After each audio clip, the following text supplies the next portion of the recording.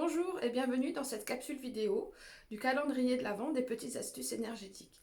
Tous les jours jusqu'à Noël, je vous présenterai une petite vidéo des astuces énergétiques pour améliorer votre quotidien. Nous sommes au jour 2. Je m'appelle Stéphanie, je suis énergéticienne et coach en développement personnel. Les pierres dont je vais vous parler aujourd'hui sont essentiellement des pierres de protection. Je vais vous parler de 3 pierres et en premier, je vais vous dire que les pierres, vous pouvez les avoir ou chez vous ou sur vous. Quand vous les avez chez vous, selon votre budget, elles peuvent avoir des tailles différentes ou des formes différentes. Il en existe sous forme avec des géométries dites sacrées des, comme des pyramides. Voilà, vous pouvez les avoir plus ou moins brutes, comme cela vous parle en fait quand vous allez dans le magasin. Les pierres que vous portez sur vous, vous pouvez les porter de différentes formes. Donc comme celle-là, vous pouvez l'avoir en collier. Et pareil, le collier, c'est à votre style. Il en existe sous forme de donut. C'est un rond simple comme ça avec un trou autour et on le porte avec un collier.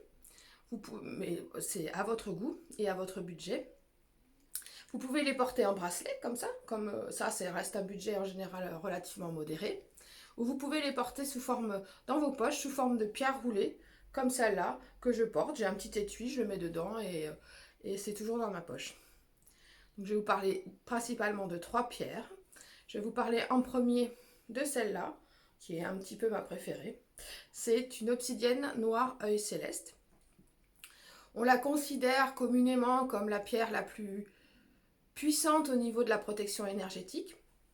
Vous pouvez la reconnaître donc par sa couleur et par un éclat. Quand vous la regardez, en fait, vous verrez toujours comme un éclat dans la lumière. Et c'est ça qu'on appelle l'œil, en fait, l'œil céleste. Donc voilà. Je vais vous parler aussi de celle que je porte là, qui est un œil de tigre. L'œil de tigre, c'est une puissante protection.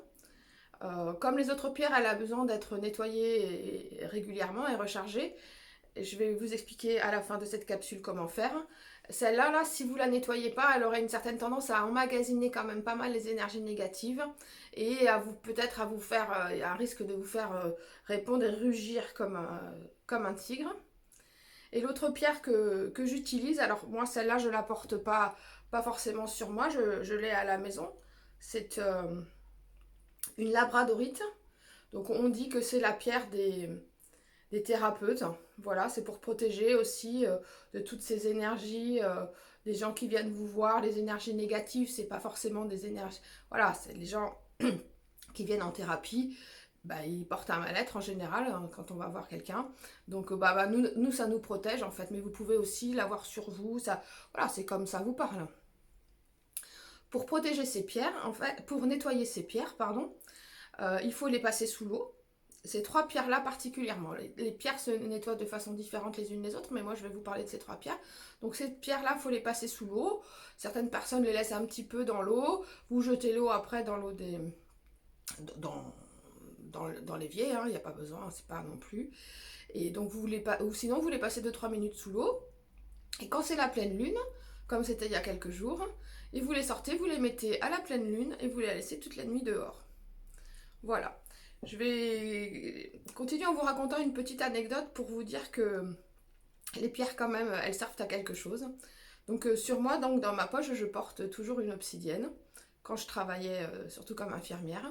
Et il y a un an maintenant, enfin le temps passe vite, quand ça a été la période des gilets jaunes, quand je suis passée le matin voir une personne, elle était passablement énervée par la situation. Elle regardait beaucoup les chaînes info et c'était quelqu'un qui était voilà, si elle avait pu aller défiler, elle serait allée défiler puisque sa situation personnelle, ça résonnait en elle. Donc elle était très très énervée, elle regardait la télé, enfin elle aurait voulu aller participer aux manifestations aussi, mais bon, elle ne pouvait pas. Et voilà, donc ça, je passe le matin et je sors de chez la personne et je m'aperçois que cette obsidienne que j'avais dans la poche, elle avait littéralement explosé. Mais vraiment pas qu'un peu, je veux dire, elle avait vraiment cassé. Bon, la pierre est cassée, la pierre est cassée. Je me dis, je vais la remplacer quand j'en aurai une autre. Et je repasse le soir. La situation avait commencé un peu à dégénérer aux informations, à Paris aussi, mais et la personne était de plus en plus énervée, et moi j'avais plus mon obsidienne sur moi. Et son énervement a fait qu'il il a fallu, j'ai eu peur de lui, et à un moment j'ai même dû me protéger un peu physiquement de la personne.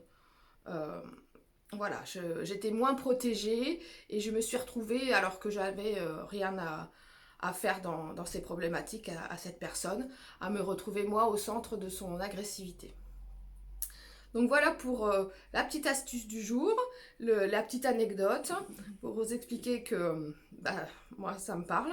Si vous aussi vous utilisez des pierres, celles-là, d'autres, eh bien vous pouvez les mettre en commentaire en dessous de la vidéo pour partager avec les autres. Vous pouvez raconter vos petites anecdotes avec vos pierres, ce que vous ressentez. Certaines personnes ressentent les énergies des pierres, donc vous pouvez en discuter, échanger.